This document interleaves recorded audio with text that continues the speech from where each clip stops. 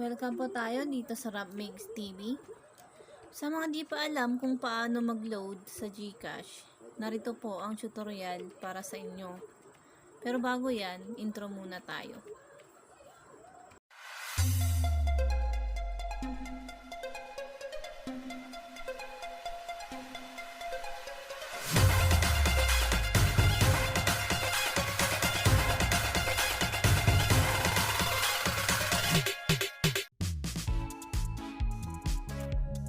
Bubuksan po natin yung ating Gcash app.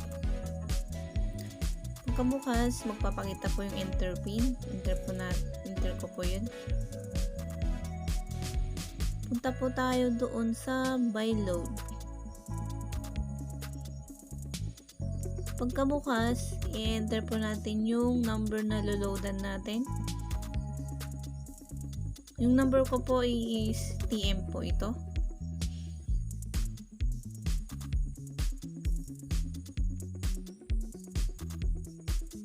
Dahil mahina yung signal, magbabak ako tapos i-next ko ulit. Ayan, open na. Pwede po tayo ditong mamili ng regular load. Pwede din po dito sa only Gcash, may pagpipilian po tayo dito.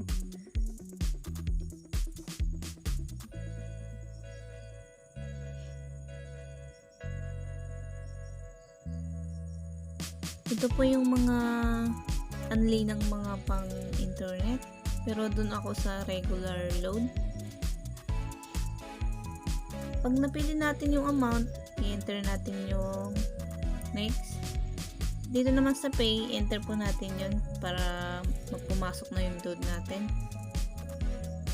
Ayan, may na-receive po tayo na message galing sa Autoload Max.